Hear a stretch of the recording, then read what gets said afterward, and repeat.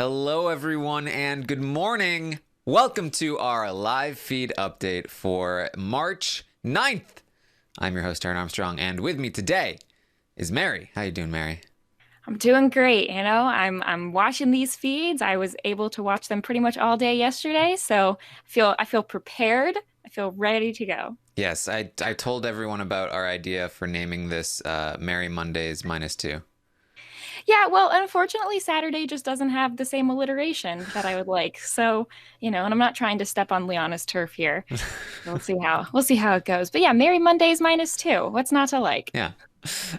So we are here to update you on everything that happened on the Big Brother Canada 7 live feeds yesterday, and there was a decent amount that happened here. We're getting a clearer picture of what's happening in the house, of where people are standing at the moment, but it's still a little vague in terms of where people really stand. There seems to be two sides of this big person conglomerate that is really not that united at all, and Yeah. then the people on the outside aren't always entirely on the outside because they are still connected to some of the people on the inside. So it's really a bit of a mess right now in terms of alliances, and I'm not sure that's going to change this week. So it's an interesting group we've got here. Yeah, the only thing that I think could change is there's a few people who want to make a bigger move than what the HOH does that are sort of waiting depending on who might win the veto. So I think that there are a couple things that could happen if any of the nominees get pulled off the block. But until we know if that happens, then it's looking like people are going to probably vote with the House again. Yes. So, and it seemed like maybe there was a chance that that wouldn't happen, but I think that it's kind of for now seems like it's settled back down. So, we'll again try to talk in more higher concept terms here, rather than like every little detail that happens because it's just easier that way at the start of the season. So, it's looking like Dane wants to nominate, in fact, as we were talking about yesterday, Kira and Mackie. That these two going on the block is what he wants. He wants Kira to be the person that leaves over Mackie. However, he is leaving the door open, the back door open, in case Sam wants to come through. So he's leaving that option open because Sam is dangerous. She's too close to Adam, and they want Adam's loyalty by himself. Yeah, a lot of people are worried about Adam's relationships, not just with Sam, but also with Chelsea. It seems like he's got them sort of with him. And as far as I can tell, the other Pretty Boys think that Adam's plan is to get to the end with the Pretty Boys and Chelsea and Sam so that he could go either way, depending on what he wants. But everybody sees this. Everybody knows that this is his plan. So I think that I don't see, I mean, first off, I don't see this alliance of four guys making it anywhere near close to the end to begin with, but I don't see that happening. I think that they're probably going to take out either Sam or Adam way before then. Yeah, the brigade would never. They just the brigade. Look, they did lose Kristen early, Right. but that was not because they took Kristen out. That was because somebody else took Kristen out, and plenty of other people are willing to take Sam out. So I don't know why Dane feels like he needs to do it here. So early in the game, but they do. They feel very threatened by this, and it's week 2, and they have the same amount of people that they had entering the house, and they already feel like it's necessary to start cutting their allies off at the knees. I think this alliance is destined for bad things. Yeah, I mean, first off, almost everyone in the alliance has side deals with other people, and it's starting to feel like a lot of those side deals are their main deal, and that the alliance is kind of secondary. Plus, we're getting flashes of Adam's perspective of the alliance is like a little bit bigger and involves a lot more of the women than anyone else sort of wanted it to. So I'm getting some like Big Brother 16 flashbacks with this. Yeah.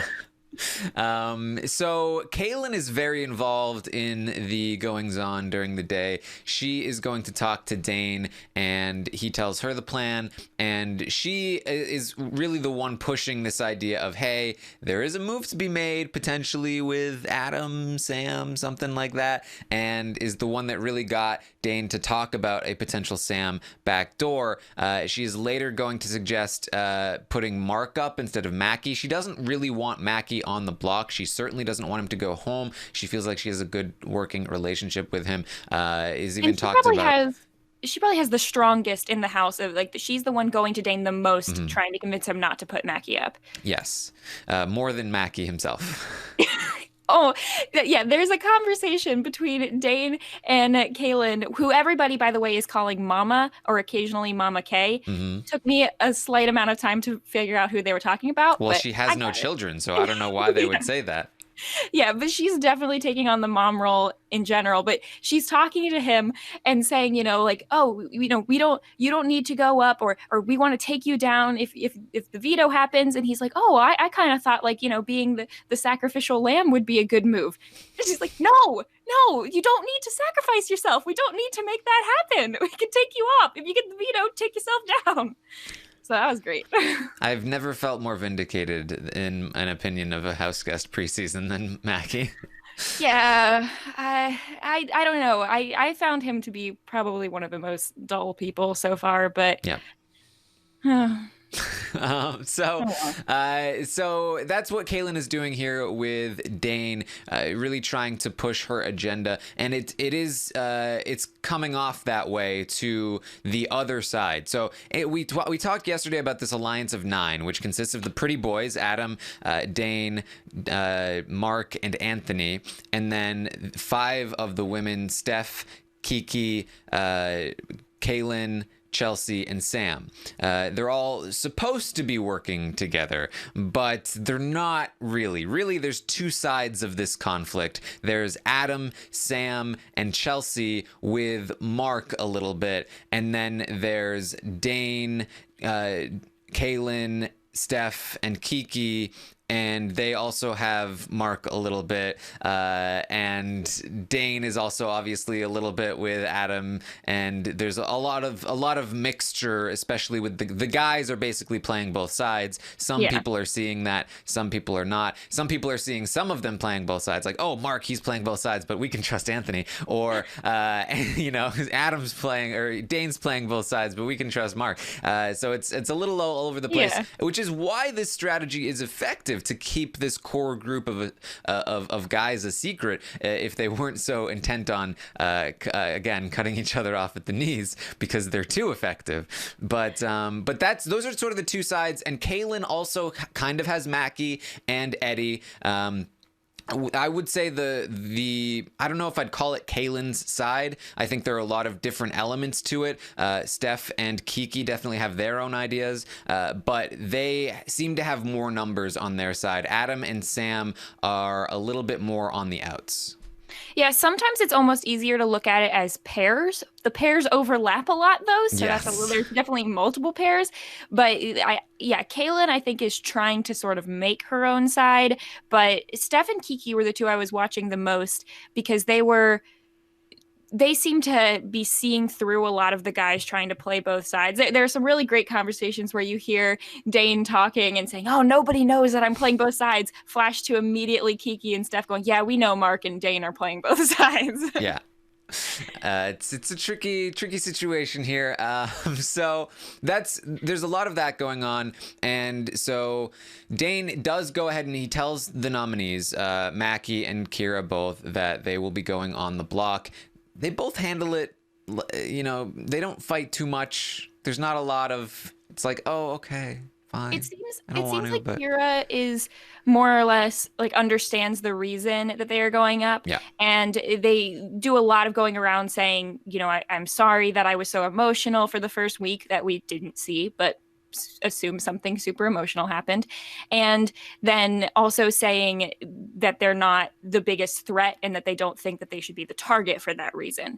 So kind of missing the point a little bit of people don't usually vote out really, really big threats in the first week or 2. That's usually not the reason, but I And then Mackie just seems like is kind of not super close with any of the pretty boys. Dane's reason for putting Mackie up, Dane is like going insane this whole episode too. He seems incredibly stressed out, having a lot of breakdowns, crying a couple times. The biggest thing is just trying to go around telling everybody that they need Mackie to go up so that they can have another strong person to fight in the veto, and just like is not listening to any other reasons behind maybe you don't need that. Maybe it's not going to be incredibly hard to beat Kira. Maybe this is not the most. Maybe Mackie is not necessarily number 2 strength in the house. Ugh.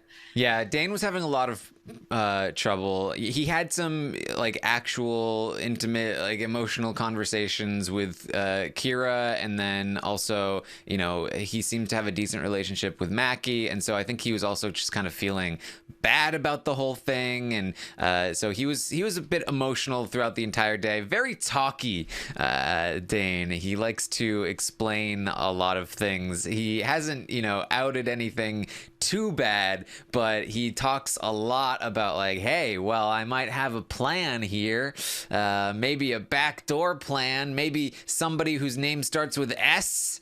I'm not sure. It's not very good here for Dane. He tells Mackie, and he tells both Mackie and Kira that they should be safe, that they should be fine. Just trust in the plan. Win the veto. I might save you possibly if I win it myself. There might be some kind of plan. So that's kind of where he leaves things with them. Yeah. He also outs himself. The worst thing I think he does is he's talking with Kiki, and he just starts, he's talking about his plan, and then it goes into a long tangent of, yeah, I'm secretly super smart, and I'm a huge fan, and I've been watching all of the seasons of the show, and nobody knows that. Don't tell anyone, by the way. But like, can't contain himself. So. Yeah. Then again, cut to Kiki later being like, so Dane's a threat, right? Yeah. Yeah, Dane also does a lot of telling other people in front of other people, like, oh yeah, go talk to Mama, she's gonna tell you everything, or go talk to Adam, you go tell Chelsea, you tell the plan, like just sending other people. And so he'll have a conversation with Mama being like, yeah, here's what we're going to tell Mackie. Then he leaves the room and Mama tells a completely different thing to Mackie, which is great. Yes.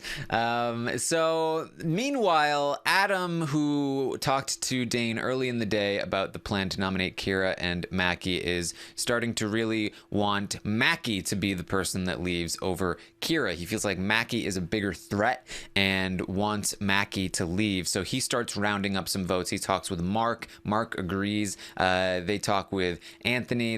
He starts talking with Sam, and they start trying to figure out if they have the votes to potentially keep Kira and get rid of Mackie. The problem would be, of course, they need to convince Dane, and they need to make sure that they have enough votes. They talk about how they need at least 6 votes in order to make it happen. So it'll be a tricky proposition here.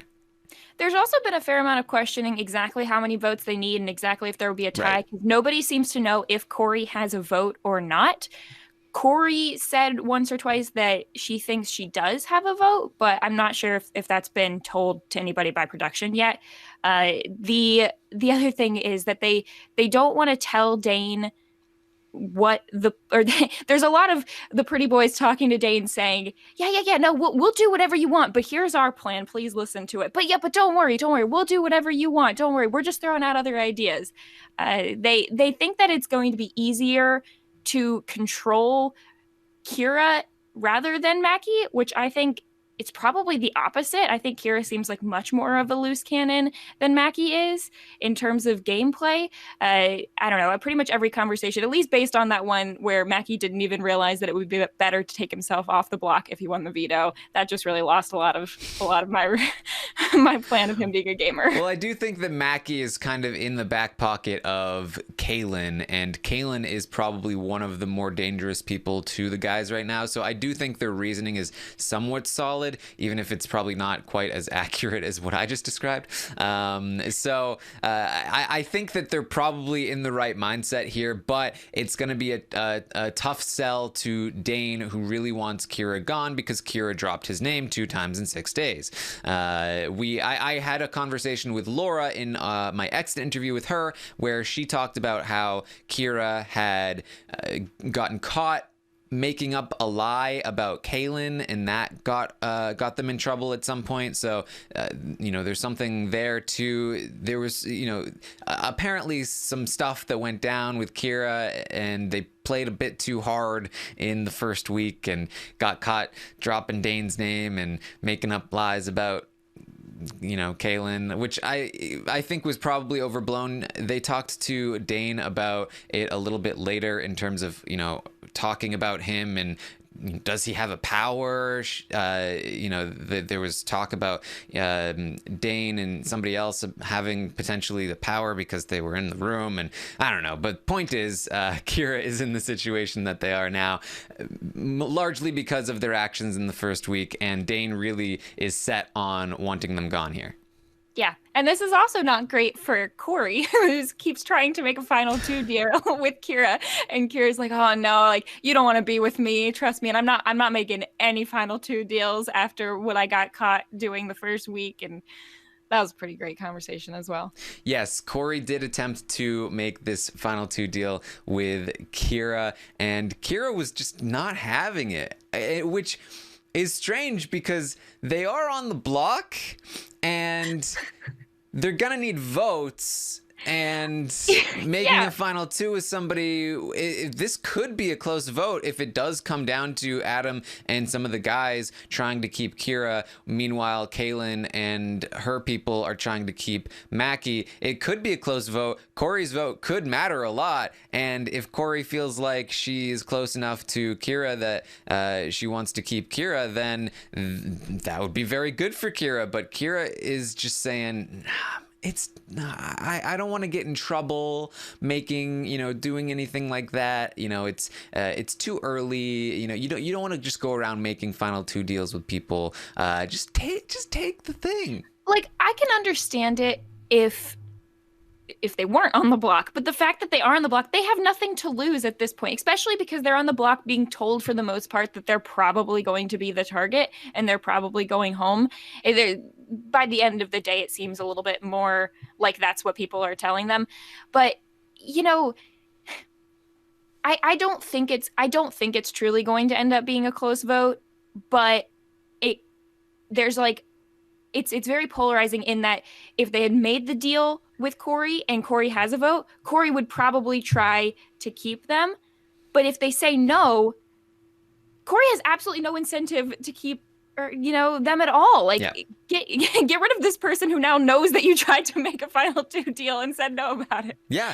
And I first of all, I do think that Corey has a vote. That's basically been the MO for every added person. Doesn't matter if you have immunity, you usually always have a vote. So I personally expect Corey to be voting, and especially because when Corey strikes out with Kira, the person she goes to is Kaylin.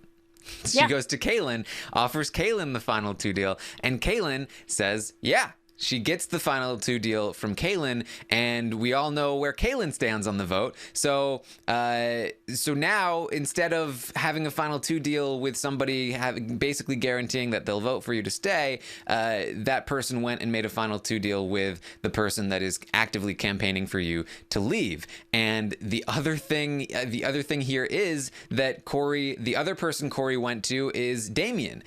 She tried to go and make a final 2 with Damien. I like this pair. Damien was so excited that somebody wanted to work with him. I don't know if it could be said, but I'm actually really liking Corey. Yeah. Corey, maybe wasn't great right when the feeds came on, but spending some of the most time I've seen truly bonding with people, definitely putting the work in. And the best part about her deal with Damien is it happened 30 seconds after Kira left the room after having said no, and you just immediately hear Corey give the exact same speech about like wanting to make this final two, which basically consists of, I came here late and I feel like I can't trust anyone. It's just like a thing with me. I just need to know that someone's going to be willing to be my person. And of course, Damien's like, I don't have any people. This is great. Yes, let's be people. Right. Which again, it's like if Kira had a final two deal with Corey, I think that there's a chance that Corey would be able to talk Damien into potentially voting to keep Kira. He does have a relationship with Mackie, and he did promise Mackie his vote, but he is a free agent. Like he has no real ties with anyone, and if he just made a final two deal with Corey and feels like that's one of his most solid things, I could totally see him being receptive to the idea that, hey, maybe I should vote to keep Kira. Maybe I can work with them. So, but again, instead, Corey has gone into the den of wolves as far as Kira is concerned, and is going to be basically a vote to evict Kira, I think. So it's not good. No, not good for Kira. But unless this plan to get Mackie to stay happens, I don't know. I know Mackie's been decent in some of these competitions, but I'm just not super confident. I'm still not even 100% confident that he would even take himself down. Yeah. It's just like, and the fact that that's not just a 100% given is terrible. Yeah. He really was like, should I not? Yeah. Yeah. Well, I kind of thought it would be good to be a sacrifice. Yeah. Like, that would be a good story. So back to the guys. They are trying to convince Dane to take Mackie out. Dane is not having it. He's not pleased with this conversation. He does at one point mention like, hey, Sam could go up, and Adam was like, oh yeah, that could happen. Adam, by the way, throughout the day is hardcore flirting with Sam. They are kissing on occasion, and he is talking about how he wants to do things, but they're in a house, so man, wouldn't it be great if they weren't in this house right now? All of the lovely things that you definitely want to hear about all the time. Yeah, that combined with there's still a fair amount of jealousy about Mark, and what if, because they're the three have-nots this week, and so there's a lot of Adam saying, oh, what if Mark tries to cuddle with you in the have-not room? I'm sorry, where are they going to be cuddling in this have-not room? Yeah, and they're in these like torture chairs. He says to Sam, I see Mark walking around all the time looking for you. And yeah. Sam's like, what do you mean looking for me? How do you know he's looking for me? He's like, I know. Yeah, Sam's answer is to pretty much just play dumb. And she's like, oh, well, I'm glad that you see things that I don't. Oh, man, it's bad. What are you doing? Oh, man. It's such a bad look. I don't know. Yeah. Also, my read from the TV show episode was that Sam was just telling Adam that he was attractive and stuff, much in the same way that Eddie was, and not because she was actually into him. So, I mean, who knows? But that's the way it was. There's definitely still a few people right now that I'm gonna need diary rooms from to know exactly where they are. I think she was very into him, and then he finally started talking, and now she's still into him, but it's not one-sided anymore. It's not one-sided from her side anymore. It's a little bit more weighted toward his side in terms of the investment in this, I think. But I'm sure she still finds him attractive. She's still kissing him all the time. So, what are you gonna do? Is that one of the worst places to be in? To be the showmance of the guy who's running things and that everyone else wants to get out, or at least hurt the power of? Because if they can't get him out, they're gonna go directly for you. Yeah, I mean, basically, most people are going straight for her. It's bad because Adam is so well connected that a lot of the people that want to take a shot at him and her are wanting to take the shot at her more so than him. However, there there are still some people that would rather Adam leave first, and we can talk about them right now. Actually, Kiki, Steph and Kiki. Yes, Kiki and Steph want to take a shot at the guys. They're talking about the guys and talking about how, you know, Adam, he's really close with Dane. I think that they have some kind of thing. They're reeling in Mark, and I feel like they're trying to get Anthony too. And it's like, oh, ding, ding, ding, you're close. You're almost there. You're warm. They're not entirely. This is not exactly, you know, Candace and Helen, you know, going, oh, the moving company, but it's you know, they're getting there. So Anthony is definitely doing the best job of somehow seeming to not be completely in with them, but they're getting onto it. They're also, Steph and Kiki are two of the other people who seem somewhat receptive to the idea of pulling in Corey down the line. Yes, they're talking about how Corey is, like, they have no interest in getting out Corey. That doesn't do anything for them, so they might as well try to reel Corey in. They should get on that. Talking about it is great, but you should do it too, because other people are reeling her in, and if you are too late, then that is going to be bad for you. I'm worried that these two, I liked a lot of what they were saying, but all of it was talk, and I don't see a lot of doing yet.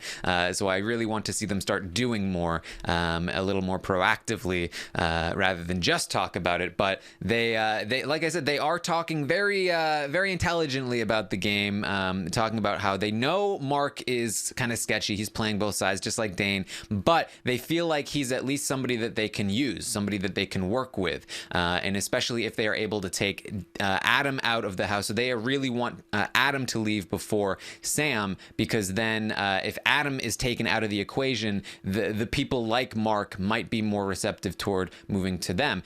People like Chelsea Sam was another one they mentioned. mentioned. Chelsea in particular, they feel like they want to work with, but they think that the Adam Sam kind of group is forcing Chelsea against them. I think they're a little overcautious in terms of thinking that people are targeting them, because it's really Kaylin who is the highest on the hit list in terms of the Adam Sam group. But I do think their head is in the right place in terms of trying to make sure that they have enough allies. Again, though, it's a lot of talk right now, and I would like to see more from them. Kiki talks about how much she likes Damien, because Steph is like, never trust those hockey players. Kiki's like, well, Damien's actually kind of cool. She says she's talked the most amount of game with him of anyone, and Steph is like, that's great, we should use this, we should do something with it. And I'm like, yes, because you may claim that you've talked the most amount of game with him, but he now has a fresh little final two. And he might be moving away from you and you don't know it. This is, again, like, you need to be more proactive in this game sometimes. So I like these two. I really want them to get far, but they need to start doing stuff. Yeah, I agree. I like them so far. I'm liking Corey. Damien, if he could get pulled in the right direction, maybe. It's hard to say with him. I just don't want to reward him for, like, pretty much he's in a good spot of, you know, having been a target and then not anymore, and so he's just sort of reaping the benefits of that. But I like Eddie too. Eddie's good. There's a lot of likable people right now. Yeah, I think that Damien is completely lost strategically, but he does have a very natural social game. Of all of the sort of bros in the house, I think he is the most likable of anyone, and he, being so lost, he is able to portray that in the right way, which is just like, right.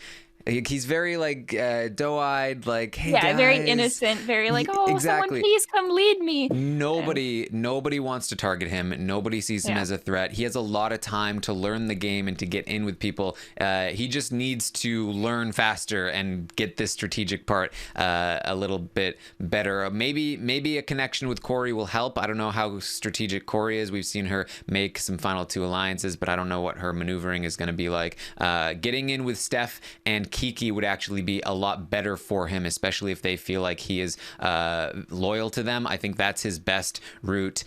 So if he can get in with them, I think they can help him strategically, and he will still be in a good spot socially. So that would be my advice for Damien here. Um, Go ahead. Yeah, and then the only other person that I really want to find more out about is exactly where Chelsea truly stands, Mhm. because she's the one who's giving mixed signals, telling people completely different stories. So that's where I want to see some live feeds, because she's the one who is closest outwardly to Kira, which is something we kind of knew that they had a deal, but I'm not sure. I think Chelsea is going to go with the house and is probably in that position the most. Her and Steph talk the most about voting with the house and going with the house. Chelsea also seems to be the one who is doing some of the most work in looking through those files and seems to have narrowed down some important things. It's kind of surprising to me how much everyone is just sharing like almost everything they find and know with each other. You'd think you'd keep some of that under wraps. I'm sure that there are bits of information that they haven't said, but that's it's definitely eating up a lot of time on the feeds of just people looking through that document room. Yeah, so my read on Chelsea here is that I talked to Laura, and Laura said that on day one, Sam tried to make a women's alliance with Chelsea and herself. So Chelsea, Laura, and Sam. And then after Adam won HOH, Sam was all about Adam, and it became all about Adam. And so it seems like Sam and Chelsea both transitioned to Adam. Laura found that a bit distasteful and said as much, and they had a falling out, and then Laura tried to get Sam on the block, and then you saw what happened from there. So I think that that Sam and Chelsea still have this connection, but we did see last night that Anthony was trying to warn Chelsea, like, hey, just so you know, Sam is kind of sketchy. You might not want to be super associated with her. She's trying to get rid of Mackie, and she's making some big waves here. And Chelsea was like, hey, I barely even talk to Sam sometimes. So Chelsea, I think, is aware of the fact that she needs to be careful, but I do think that she still sees Sam and Adam as close allies. I do think she is in that camp, but she is definitely willing to jump ship anytime that she needs to. I think she also obviously has this connection to Mark, but she's also willing to throw Mark under the bus. I think the biggest problem with reading Chelsea is that she is very much maybe she is our rat floater of the season. She just throws everyone under the bus, despite, like, no matter how close she is with them or how closely she's working with them. Yeah, I really want to like her because she seems very intelligent, but I think that I like the fact that she's willing to flip away from the pretty boys, but I think that she needs to have at least one close ally in someone from the other side. And she doesn't. I'm kind of surprised that she's not as close with Steph and Kiki, or that she doesn't seem particularly close with, Damien or Mama or anybody. Like, she needs to go bond with someone else a little bit so that when she flips, it doesn't seem so transparent. Yes. So that was going on there. So Chelsea does have a conversation with Anthony and Kaylin, where Kaylin starts explaining to Anthony that she thinks there's something going on with Mark and Dane and Adam. That, hey, I caught Adam and Dane talking, and, I suggested to Dane that Mark should go on the block, and he freaked out. I'm wondering if maybe, like, there's some kind of deal happening there. What do you think, Anthony? Whoops. You were so close. Yeah. I mean, I don't know. I don't want to get to a point in Big Brother where it's like anybody entering the game should just off the bat assume that all the guys are working together. But the guys, you're making us think that. So yeah, I mean, you got to be careful. You got to be careful if there's bros and they're friendly with each other, because, like, look, they're trying to work with each other and they're still, like, being torn apart because of, like, oh, he's too close to Sam, or oh, he's flirting with my girl, or whatever. So if they're getting along, you can just they're working together. If they're barely getting along but they're still trying real hard, then they're trying to work together. They're trying to work together. Oh well, it's close. Yeah. This is when Kaylin talks about how, Sam is trying to keep Kira, which is sketchy, and all of this stuff. And Anthony later talks to Chelsea about Sam. Anthony had talked to Dane earlier about this is the conversation they had about Sam and how she is too close to too close to Adam, and that Adam is trying to get to the end with her and Chelsea, and that would be bad for them. And Anthony agreed Sam has to go. Anthony is all aboard the let's backdoor Sam train. So he is going to try and be doing some work in the late night last night to make to try and prepare that for working. He would like for that to happen. So that's what Anthony's about. It's he seems to be the one that is least tied to the rest of the guys. I'm still not exactly sure where his head is at in terms of like what his ultimate goal is, who he's closest to, and whether or not he's actually going to be somebody that's overplaying. He seems very chill, but he was also doing a lot last night, and I didn't think he needed to. So it'll be interesting to track Anthony here as we move along. Yeah, hopefully he's just in the position of being the guy who's with the guys and can ride that for as long without actually being seen to be associated with them, which so far pretty accurate. He's doing that. Unlike Adam, who seems to have a pretty clear plan, and then Dane's plan, which is like the facade house plan of like, oh, on day 5, we decided Laura was going to go first, and then Kira was going to go second, and then Corey's going week 3. Yeah. And that one's the funniest because like, nobody besides him and maybe one other person wants Corey to go week 3. Like everyone's like, why are we getting rid of Corey? Like, what is the purpose of this? Mm-hmm. They can get rid of someone who's actually doing something. Yes. I mean, look, this is exactly what happened last season too, where they were like, hey, we have the plan. The plan is it's this person and this person. I forget the exact order, but I'm pretty sure Veronica and Marin were added to the order at one point. They're trying. It's really Dane. Dane is the only person talking about this order. Although I did see this morning as we were talking that Kaylin is still talking about potentially when she takes her shot at Adam, she might nominate somebody like Corey next to him because she doesn't want to piss off the house, that the house might want Corey on the block. I don't know if she would actually go through with that because she might discover that the house actually doesn't want that to happen. And also if she did go through with it, I think it would be a mistake because I think that Adam might be able to, round up some votes there. So she's still on some radars here. But, can we stop? Yeah. Can we stop nominating our allies? Yes. That would be nice. I mean, like, I get pleasing the house, but it's like if the house is all working together, somebody's still on the bottom. So if you're on the bottom, go ahead and split the house up. Or if you're a target, if you're already being seen, Kaylin, pick a side. Yeah, and be strong with that side. If you nominate Adam, Sam is gonna be mad. You might as well have her on the block too. And like maybe the goal would be to like get Adam out, and if Adam was up next to Sam, then Sam would leave. But that's just the way things go. If you can't get Adam up next to somebody that will send Adam home, then just get Sam gone. Sam wants Kaylin gone more than anyone. Adam is the one. Adam and Sam are having conversations, and Sam is like, I think Kaylin is dangerous. I think she's coming for us. And Adam's like, nah. So Sam really should be the one that she wants gone.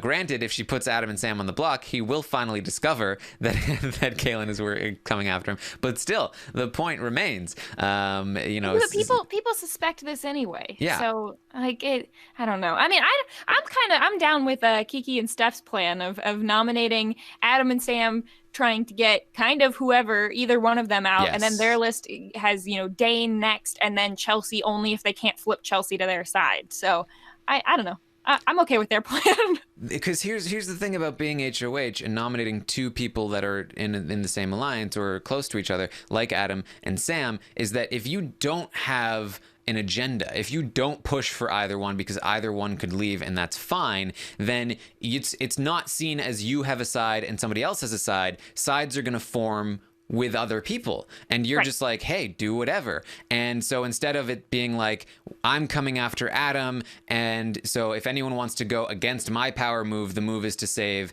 Adam, it's instead like, two factions form within the group that you have nominated, and they have ideas, and it's better for you if you don't have a particular person, especially with somebody like Adam and Sam, where they're both pretty close in terms of, effectiveness of taking them out. If anything, I think that the pretty boys will be more effective if Adam left. I think they're going to be dysfunctional no matter what. Although I do think that with Sam gone, they could function a little more cohesively. But still, I don't think they're a super dangerous threat at this point. So really, any one of them leaving would be totally fine. Adam did discover that it's looking bad in terms of the let's keep Kira plan. So he has kind of backtracked away from this. He feels like he probably doesn't have the votes, and he has started to be like, hey, I was always going to keep Mackie. That was always the plan.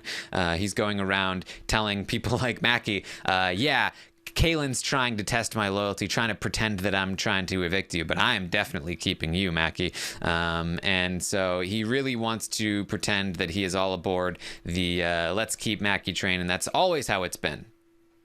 Yeah, and also throwing Kaylin a little bit under the bus there of pretending that that's where any of the talk about getting Mackie out has stemmed from.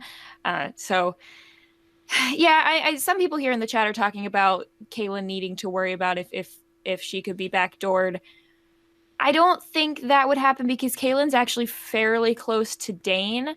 But I definitely think there's still a potential for somebody being backdoored this week. Yes.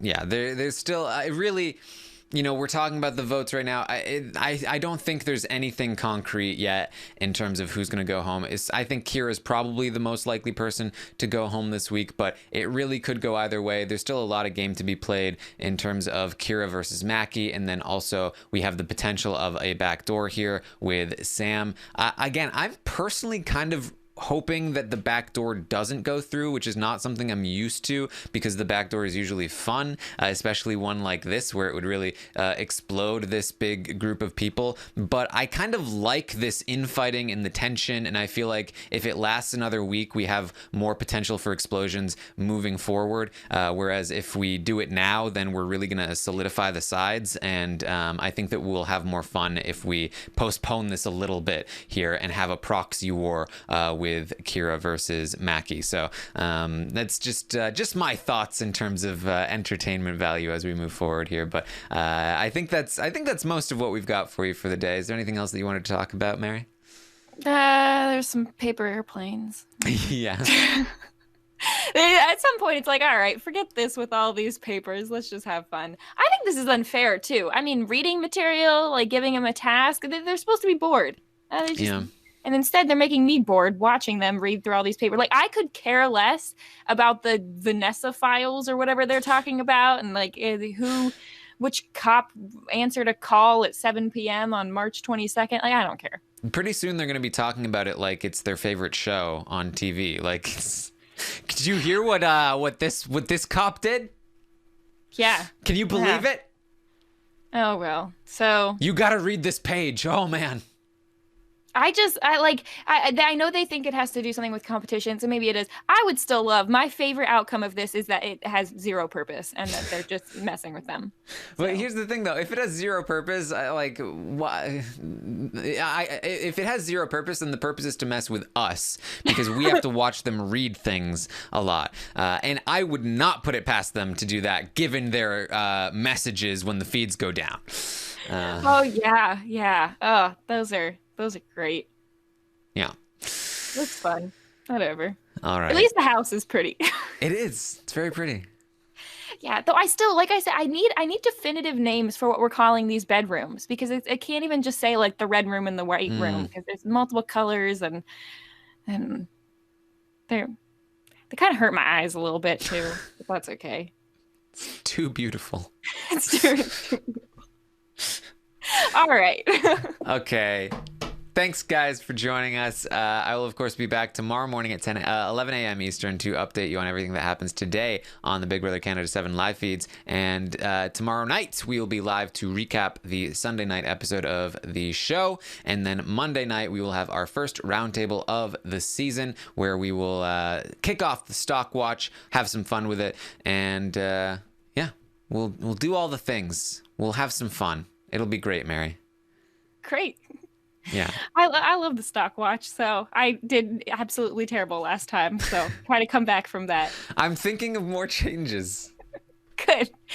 Build in some changes where I can get like a second chance. It's really they're changes to make it easier to follow, but also more complicated to play.